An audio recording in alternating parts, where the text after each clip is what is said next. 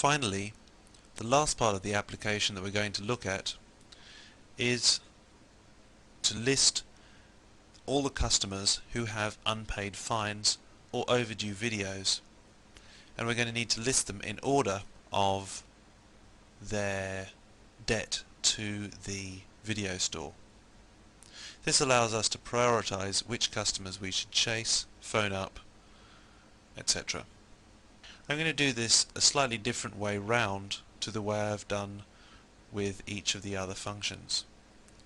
I'm going to first of all show you what the particular function actually does. As you can see, each of these is now ordered. So we notice John Flickwatcher owes a lot of money. He has $18 owing on a very late DVD here.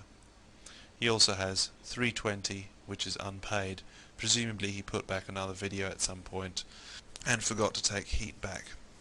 So as you can see, what we need to do to get this particular function to work is to pull into the application a list of all the customers that owe money and order them by the amount that they owe. Now there are two ways in which we could accomplish this. One way would be to simply pull in all the information regarding the customers and the copies of videos that they have out, and then let the application sort through them and order them. The reason why this might seem an obvious choice is that the actual debts that the customers owe to the video store are not held in any one place. Their debts are partially held in the unpaid column for videos that have been returned without paying and so on, and the other debts are worked out by the degree to which their videos that they've got out are overdue. So it's not simply a matter of ordering the customers by the unpaid column. The disadvantage with letting the application process this side of the query is that it's not what the application is good at. The application is good at complicated things like user interaction and presenting information on the screen. MySQL, on the other hand, is good at querying data and pulling up results very fast. So let's see how we can translate this quite complicated issue into a MySQL query. As you may have guessed, this is one of the most complex queries we're going to have to carry out within this application. There's only one query that occurs in the listDebtors.php script, and this query looks like this.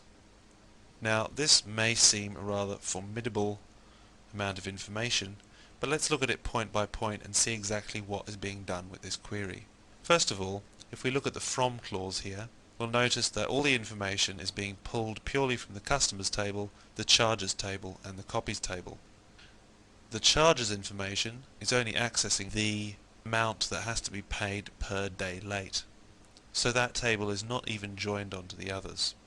The rented to column of the customers table joins with the customer's ID over here in this clause, and that allows us to find all the copies of videos that a particular customer has out at the moment.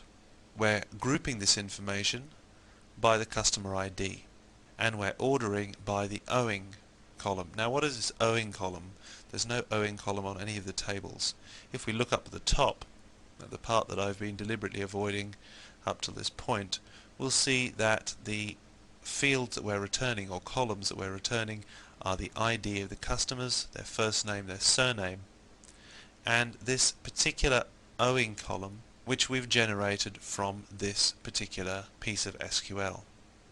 Now this column is calculated by adding the customer's unpaid fines to a sum, which, if you remember, is an aggregate function which we can use to add up information within multiple rows of a table.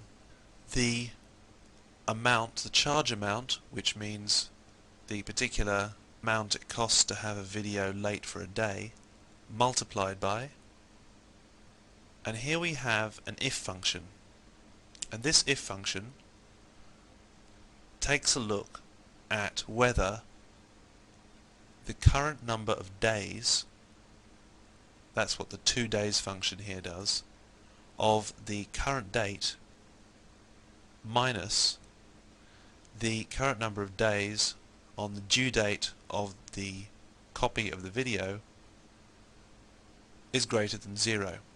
So in other words, if it's overdue, then multiply the amount by the number of days by which it is overdue. Otherwise, multiply by 0. The reason why we're including this particular if function is that if the video is not overdue, if it's not going to be due for another 2 days, the last thing we want is for the amount of the overdue video to be multiplied by -2, effectively giving the customer credit simply for returning a video early. This is not something that we wish to do.